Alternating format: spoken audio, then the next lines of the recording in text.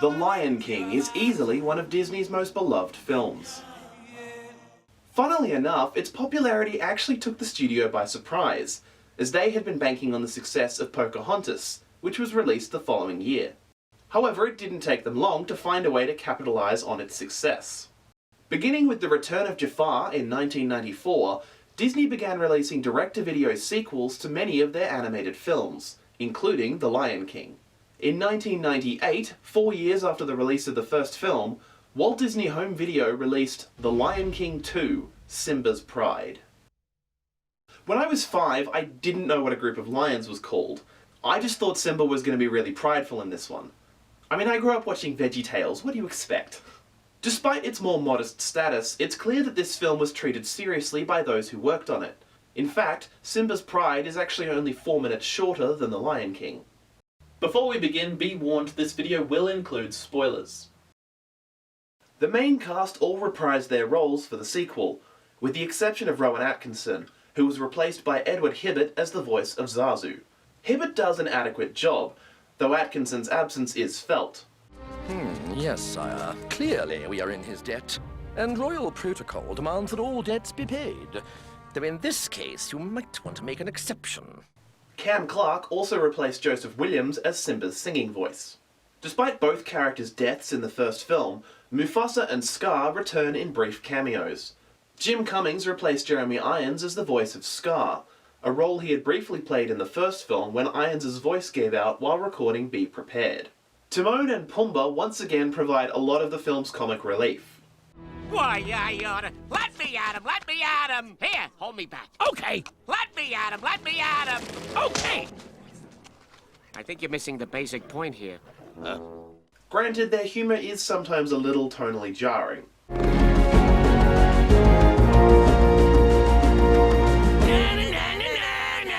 However, the duo's steadfast loyalty to Simba and his family is evident throughout. Given The Lion King and its sequels don't feature any human presence, it's almost impossible to determine exactly when they take place.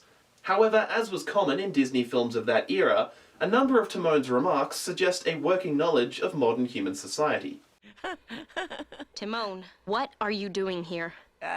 Shopping. We thought a nice pelt for the den, some throw pillows, a little potpourri. Originally, the pair's humour was going to be even more meta, with Timon at one point openly acknowledging the fact they were in a sequel.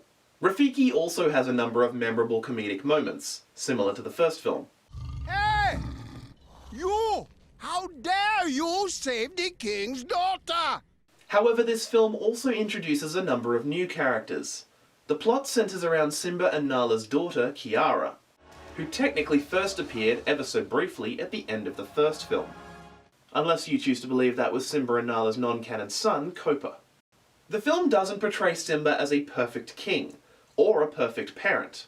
This arc feels like a natural continuation for the character, given everything he experienced in the first film. Oh, Simba. Who does she remind you of, Huh? What? Who?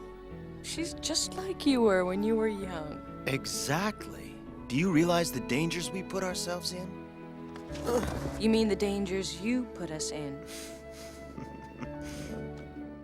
It's fairly well known The Lion King took some inspiration from Shakespeare's Hamlet, arguably the Bard's most iconic play.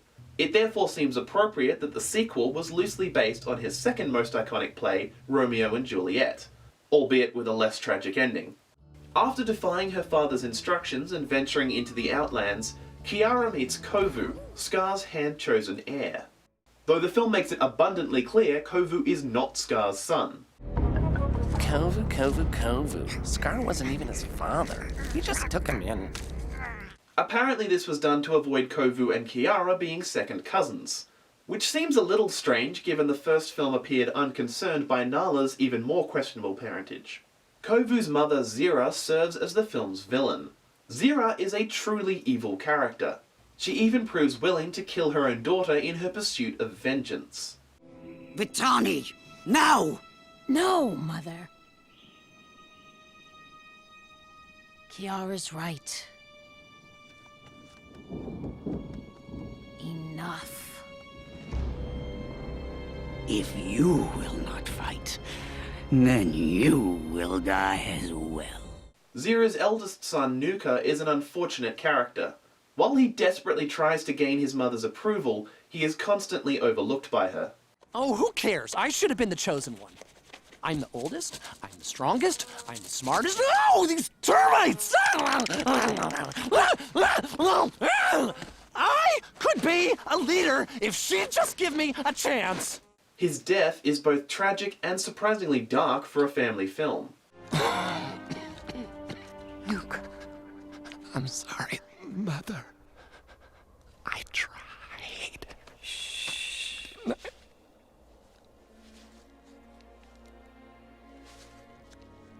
Much like the first film, the number of lionesses in the Pride is consistently inconsistent. Being a direct-to-video production with a significantly lower budget, the film's animation isn't as good as its theatrical predecessor. That being said, it looks a lot better than many of its contemporaries. Admittedly, some scenes look better than others, but overall the sequel matches the look of the first film pretty well. Tonally, the film is fairly in keeping with its predecessor, an enjoyable, family-friendly piece of entertainment. That being said, it doesn't pander to its audience. There is an emotional maturity to its storytelling. It treats its subject matter seriously, while still being fun and accessible. For example, instead of simplifying Kovu's conflicted feelings regarding his destiny, the film takes the time to explore his internal struggle, as he grows closer to Kiara and Simba, and begins to question the teachings of his upbringing. My father and I used to do this all the time. He says all the great kings of the past are up there. Do you think Scar's up there?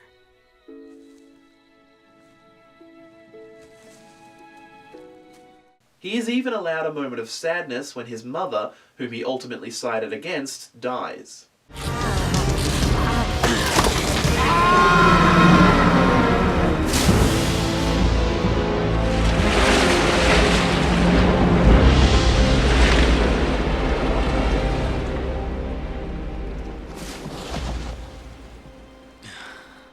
Some scenes are surprisingly intense, especially for young children.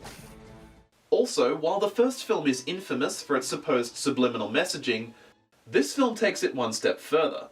We'll run away together and start a pride all our own. Musically, The Lion King is pretty much unmatched among Disney's animated filmography. With a score composed by Hans Zimmer and original songs written by Tim Rice and Elton John, it's no wonder it went on to produce an award-winning Broadway musical. Naturally, a direct-to-video sequel was never going to match that caliber.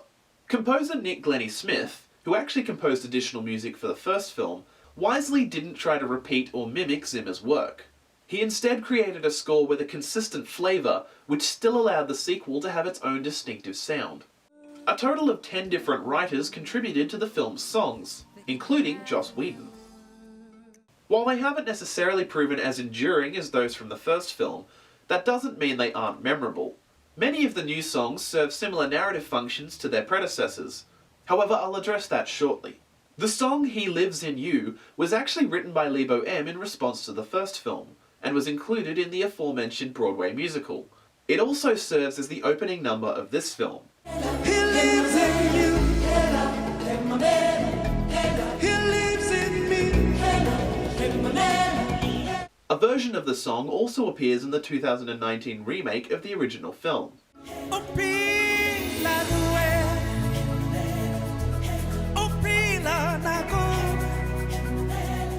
The other standout new song is We Are One, a duet sung by Simba and Kiara. One thing nothing can destroy is our pride deep inside. We are one.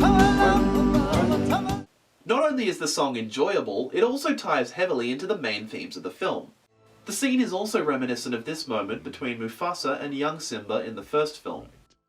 This film shares a number of noticeable similarities with its predecessor, both visually and structurally. This could easily feel derivative or repetitive if The Lion King wasn't so predicated on the idea of the circle of life. The decision to make the sequel a generational narrative makes perfect thematic sense. Each of the familiar beats is examined through the lens of a new generation, making the story feel both familiar and fresh. I'm telling you, buddy, it's gonna be like old times. You, me, and the little guy.